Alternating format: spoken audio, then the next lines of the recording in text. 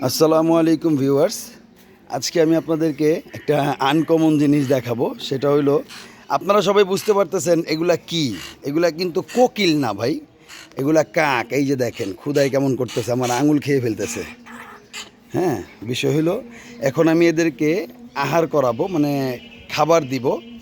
আল্লাহর অশেষ রহমতে এরা আমার কাছে এসে পৌঁছাইছে, বা আমি পাইছি। আমি আল্লাহর তরফ থেকে এগুলা গিফট পাইছি, এর জন্য আমি আবার এগুলারে সুন্দরভাবে খাওয়া দাওয়া করায় যতটুকু যেভাবে লালন পালন করা যায়, কারণ ওর মা বাবারা এখন ওদেরকে অ্যাকসেপ্ট করতেছে না। তার মূল কারণ হলো, আমি আপনাদেরকে দেখাই, আপনারা দেখতে পারবেন। এগুলো হলো কাকের বাচ্চা, দুইটা বাচ্চাই আমি পাইছি, দেখতে থাকেন। এটা হলো আমার মুরগি, হাঁস মুরগির সেট আপ এখানে রাখা, কবুতর রাখা। তো এইটার চালের উপরে দেখতেছেন একটা বাসা দেখা যাচ্ছে, এই যে দেখেন, এটা হলো কাকের বাসা। হ্যাঁ, আর এই যে একটা তাল গাছের ঠাল দেখতেছেন, এইটার ভিতরে এই যে দেখেন, এই যে মল লেগে আছে, পায়খানাটা এখানে লেগে আছে নিচের দিকে। তো এইটা হইলো এই বাসাটা, আমার কাছে মনে হচ্ছে যেন এই তাল গাছের ঠালটার ভিতরেই বাসাটা ছিল। তো এটা ঝড়ের কারণে পড়ে গেছে গতকালকে রাত্রে। তা আমি এগুলারে এখন খুঁজে পেলাম, দেখি চালের উপরে একটা বাচ্চা নড়াচড়া করতেছে, নিচে এই জায়গাটাতে একটা বাচ্চা পড়ে আছে। তো এখান থেকে আমি বাচ্চাটারে তুলে নিছি, দুটোটা বাচ্চা তুলে নিছি, চাল থেকে ওইটা নামায় নিছি। বাকিটা তো ইতিহাস, আপনারা দেখতে পারবেন। এই যে এখন আমি আপনাদেরকে ব্যাখ্যা করব আমি কিভাবে এগুলোরে লালন পালন করব বা কিভাবে লালন পালন করছি। তো আমি এগুলারে এখন লালন পালন করতেছি। আমি এখন এগুলোরে খাবার দিব বা খাওয়াবো, আপনারা দেখেন কিভাবে এরা খায়। আসলে একটু আগেও খাওয়াইছি, এখন আবার আমি হাত নিলেই হাঁ করতেছে। এই যে দেখেন, হাত নিলেই হাঁ করতেছে, খাওয়ার জন্য পাগল হয়ে গেছে। এদেরকে আমি আবার খাওয়াবো। আসলে সচরাচর অনেক কাক দেখা যায়।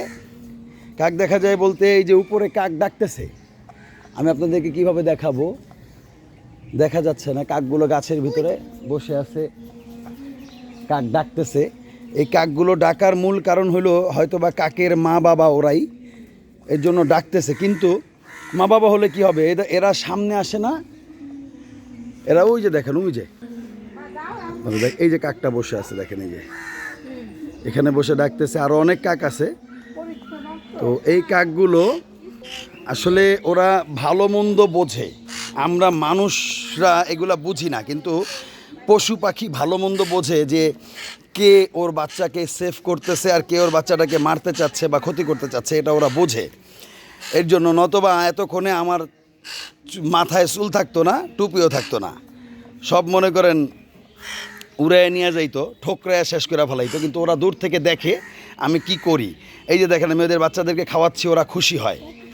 এবং ছেড়ে দিলে, আমি যদি ওদেরকে দূরে দেই যে ওর মা বাবা এসে খাওয়াবে, না, ওর মা বাবা এদেরকে ঠোকরায়, মানে মা বাবা কিনা জানি না, আইসা অন্য কাকগুলো এদেরকে ঠোকর দেয় বা মেরে ফেলার চেষ্টা করে।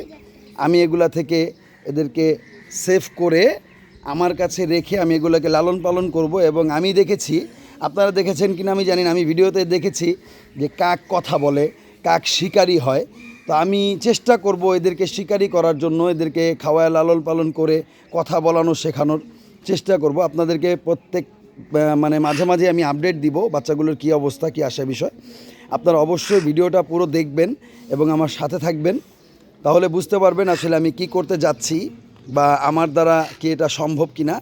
আপনারা আমাকে অবশ্যই কমেন্টস করে জানাবেন, বেশি থেকে বেশি শেয়ার করে দিবেন, যাতে এরকম কাক বা অন্য কোনো পাখির বাচ্চা পড়ে গেলে সবাই চেষ্টা করবেন বাসায় নিয়ে এদেরকে খাওয়া দাওয়া লালন পালন করে বড় করে শিকারি করতে পারলে তো আলহামদুলিল্লাহ, না করতে পারলে নাই, এদেরকে ছেড়ে দিলেন, বনের প্রাণী বনে চলে গেল।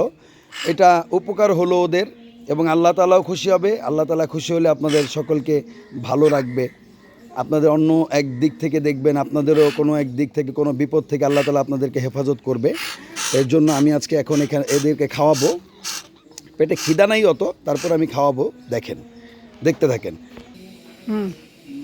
এই যে এটা হলো পানি নিয়েছি, আমি এখানে পানি নিয়েছি, আর এই যে বনরুটি কিনে আনছি, এই বনরুটি এখন ওদেরকে খাওয়াবো। দেখেন, যে পানিতে ভিজে, কারণ ওরা তো আসলে ওইভাবে খাইতে পারে না।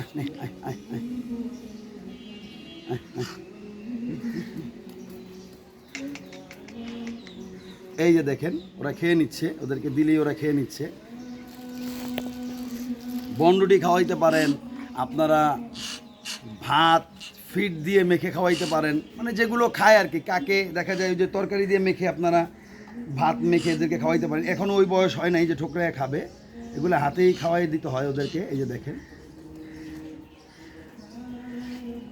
এটা পড়ে যাচ্ছে, ভয় পাচ্ছে, এর জন্য খাইতে পারতেছে না।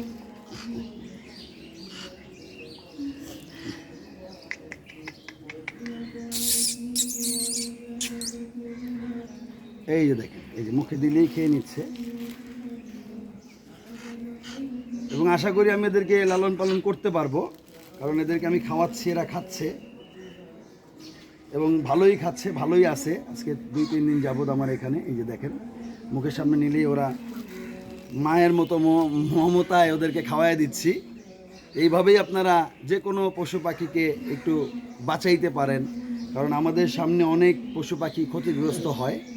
আমরা যদি এদেরকে একটু সহানুভূতির দিক থেকে তাকাই, একটু সহানুভূতি দেখাই, তাহলে এই বন্য প্রাণীগুলো বেঁচে যাবে, ভালো থাকবে। সবাই আপনারা এই কাকের বাচ্চা দুটোর জন্য দোয়া করবেন, যাতে আমি এদেরকে সুন্দরভাবে লালন পালন করতে পারি এবং বড় করতে পারি। আমি এদেরকে শিকারি করতে পারি আর না পারি, আমার ইচ্ছা যে এদেরকে যাতে আমি বড় করে বনের পাখি বনে ছেড়ে দিতে পারি, যাতে ওরা উন্মুক্তভাবে ঘুরতে পারে, চলতে পারে।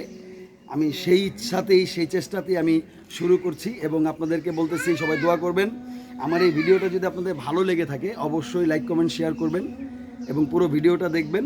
ধন্যবাদ সবাইকে। আসসালামু আলাইকুম রহমতুল্লাহ।